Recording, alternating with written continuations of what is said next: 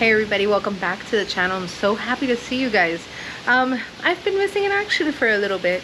I took some time to kind of recuperate from just the day-to-day stress of life and just things happening, and I felt so overwhelmed for a while there that I decided it's time to take some R&R, and I did, and I'm back and feeling way better, a little bit more centered and a little bit more focused on what do I want to accomplish and the things that I want to do. And I kind of want to go over a few of those things with you guys today. It is a very rainy, dreary day in South Florida today, and it's going to be for the next couple of days. So I'm taking advantage. Today I'm working on a pulled pork dinner, cooking that in the slow cooker, not slow cooker, but in the Dutch oven on the stove, low and slow, with some sweet potato and some macaroni and cheese. Also, just kind of sitting and contemplating the garden from now on. And let me let Rex in. He does not like the rain.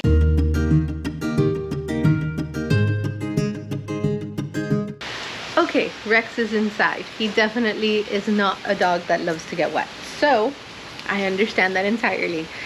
But if someone comes outside, he needs to come with you just to make sure you're all right. But I did let him back in. So today I want to take advantage while the pulled pork is cooking on the stove and everything is nice and relaxed and just a quiet day at home to think over the garden. So I'll show you guys. I've got my sweet tea in my hand, but just to kind of look out over the garden, all of my tomato plants have pretty much, they're dying. They're not producing anything. They have maybe like 4 or 5 tomatoes on there, if that, and I don't think it's gonna happen for me this go around. So I did some research.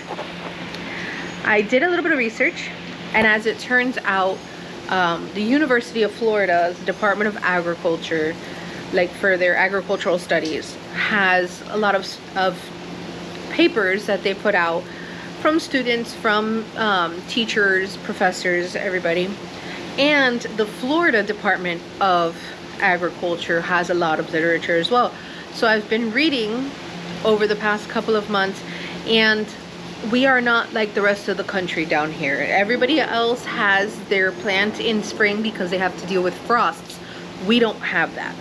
On the contrary, what we've had over the past couple of weeks, months even, is just this excessive heat and just overwhelming drought. So this rain for me today is like a blessing.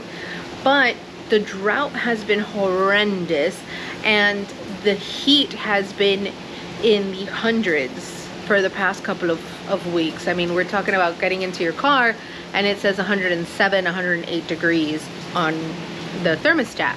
So it's really, really harsh on specific trees. My green beans never sprouted. The tomatoes are not putting on any fruit. And what I learned from the Department of Agriculture and from the University of Florida is that the trees will grow and they will put out tons of flowers, but they will not put on fruit. None of the trees will put on fruit. So the ideal time to plant tomatoes in South Florida is between September and October. That's when things are starting to cool down a little bit here, and the trees are sounds of the city. If you can hear that, I'm sorry. That's what we deal with, if you can hear it.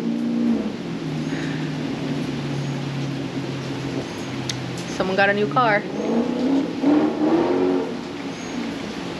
Anyways, they so they recommend between September and October because of the simple fact that the trees are not going to get that abundant heat. They'll get sun, but that abundant heat, that overwhelming, stifling heat will not happen, and the trees can flourish.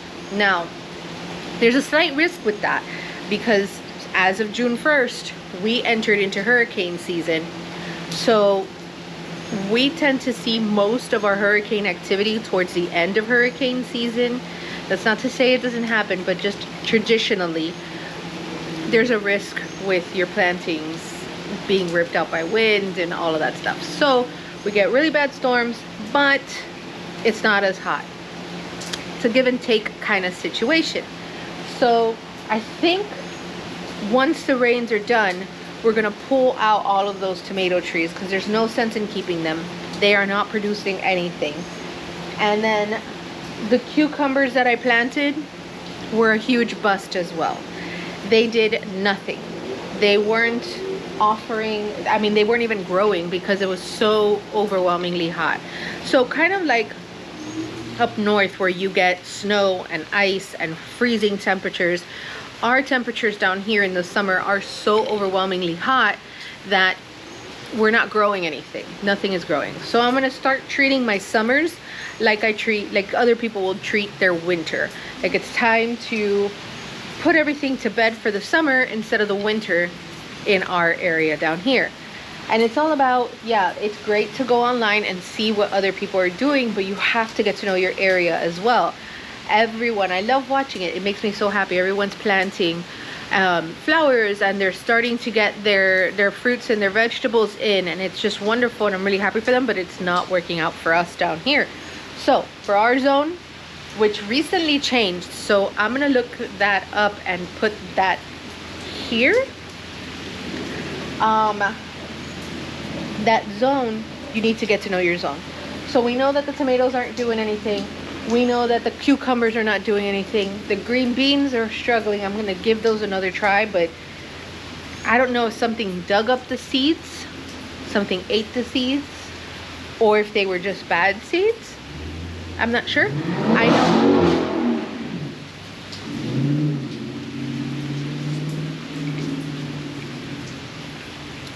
I know I have other seeds, so we'll give those a try and see. You never know, it might work, because for all intents and purposes, it says that green beans are supposed to grow at this during this time from June to August. So we're gonna give those a try.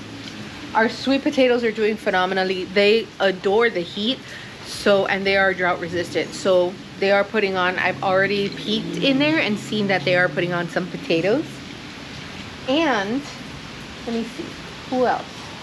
Oh, and our pineapples are starting to ripen. So usually I pick our pineapples anywhere between the end of June to the end of July. I have 2. So I think that one of them is gonna be ready for the end of June. And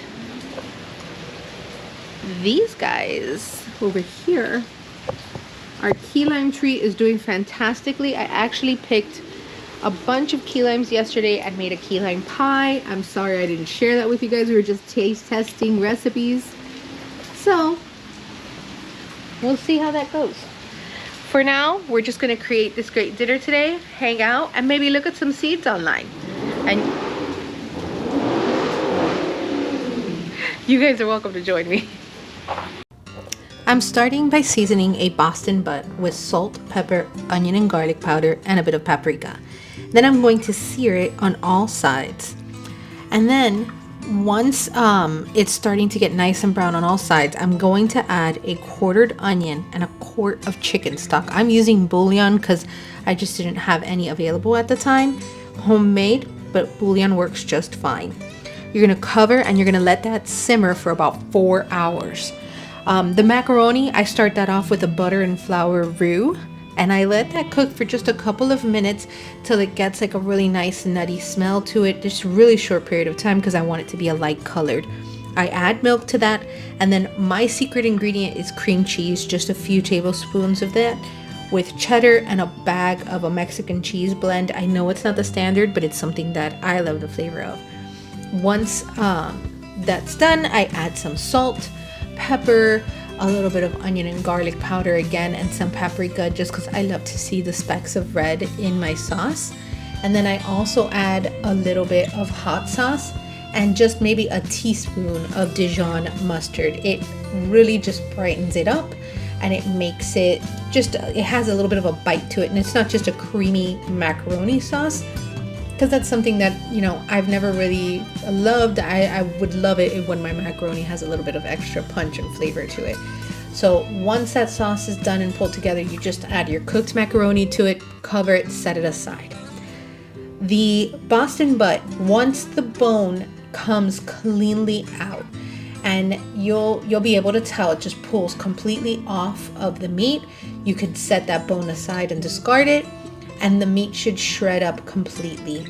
Once you have that nice tender meat, I like to add just a cup of Sweet Baby Ray's barbecue sauce to this. If you have homemade, you can use a homemade one. I totally love making homemade barbecue sauces. I'm out at the moment, so that's something that's going to be on my list of things to do for canning. But right now, the Sweet Baby Ray's is really where it's at. It's one of my favorites. So I'm going to add that to the meat, stir it in, and I'm going to leave that to simmer so that it reduces down, and then the meat juices itself, like from the cooking with the onion and the chicken stock and all of that barbecue sauce and the seasonings all blend together to create just a really delicious glaze over that pork meat. Now it's going to take about 30, maybe 40 minutes for it to completely reduce all the way down.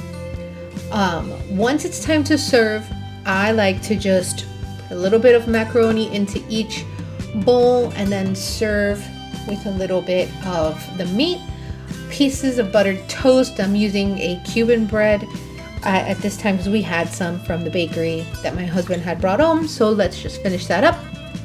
And some sliced sweet potato. Now the sweet potatoes, nothing fancy. We just take some sweet potatoes, wash them, and wrap them in aluminum foil, and then I pop those into the oven while I have other stuff baking and cook them until they're just tender and soft.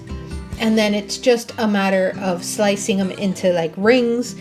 I know some people will have a sweet potato each, but these sweet potatoes were huge, so we're sharing it between the three of us, just 2 sweet potatoes, and there was still a little bit of sweet potato left over. So honestly, yeah, I mean, it's a matter of gauging it. If the sweet potatoes are smaller, by all means, do 1 each, but these guys that you can see right there, they're just huge. So I just decided, let me not cook all of them.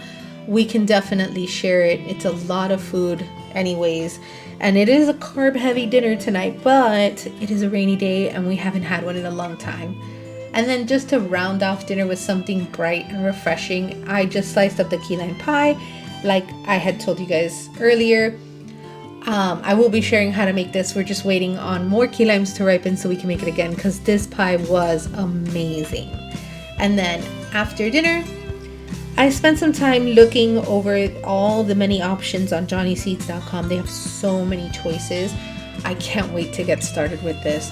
I scrolled through and then just remembered I have filters, especially as I started realizing how many options there really are on just tomatoes alone. So that's a great thing for Johnny Seed, that you can kind of break it down. Do you want determinate, indeterminate, paste tomatoes, and all the description information. Once you do select it, all the information. This is not sponsored in any way, shape, or form, guys. I just wanted to share. I'm really blown away by the amount of information that they have available for their customers. Super happy to get started with them this year. As always, I would love to thank you guys so much for joining me today and for stopping by to watch this video. It's been a really nice, calm day today. So much rain. As it is, it's starting to sprinkle now.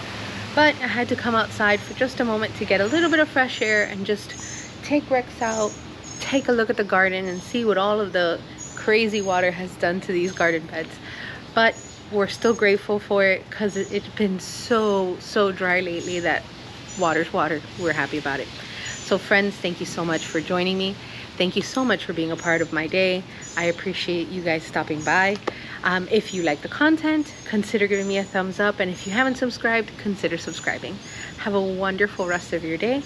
Take care of yourselves. Have a good one.